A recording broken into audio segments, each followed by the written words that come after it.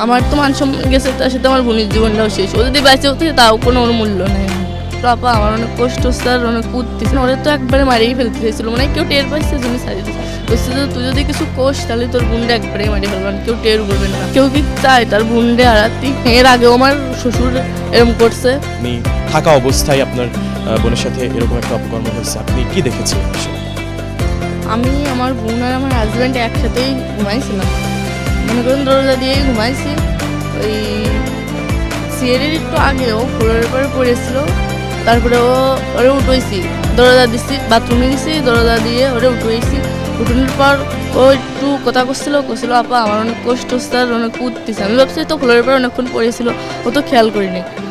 তা ফ্লোরের পর পড়েছিল ওর জন্য মানে ওর অনেক ঠান্ডা লাগছে, তাই আমি বলছি তুই ঘুমাই পড়।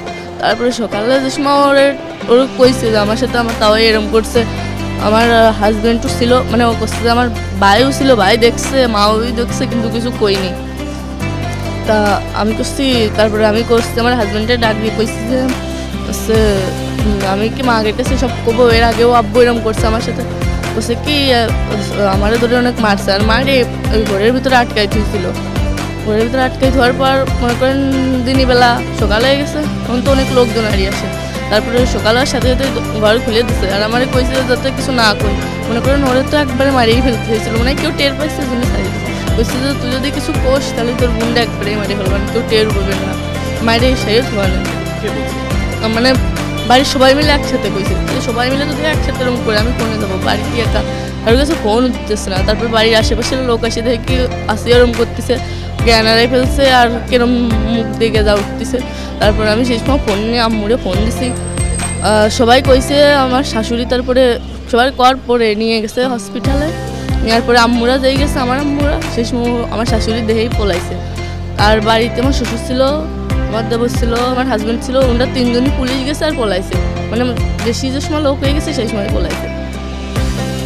আমার সাথেও এরকম এর আগে একবার হয়েছে, তা আমি বাড়িতে জানাইছি, আম্মুরা মনে করেন বিশ্বাস করেছে আমার আম্মুরা, কিন্তু মান সম্মানের বইতে আমার আবার বুঝে পড়ে দিয়ে পাঠাইছে। আর ফোনে কইছি, অনেকেও বিশ্বাস করিনি।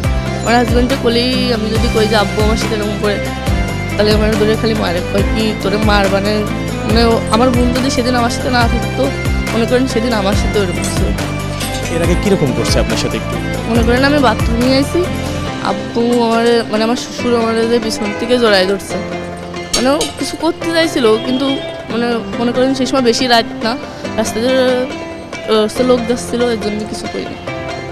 আর আমি যতটুকু জানি যে আপনি, আপনার ছোট বোন এবং আপনার স্বামী এক রুমেই ঘুমিয়েছিলেন, এবং যেহেতু রাত তখন অবশ্যই ভেতর থেকে দরজা দেওয়া ছিল, তাহলে এই বিষয়টা হলো কিভাবে? আপনি তো মানে আমার হাজব্যান্ড তো সব জানে, ওই দরজা খুলে দিচ্ছে, মনে করেন যে ওরা একবারে মারিয়ে ফেলতো, মানে কেউ টের পাইছে মারিয়ে, মানে এমন জায়গায় সেরে তুতো যে কেউ জানতো না।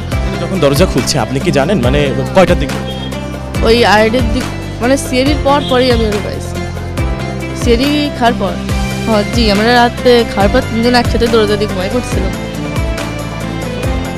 তারপর মাঝরাত্রে ওরে পাইছি, মানে সিয়ারি খাওয়ার পর আমি বাথরুমে উঠছি, এই দরজা খোলা।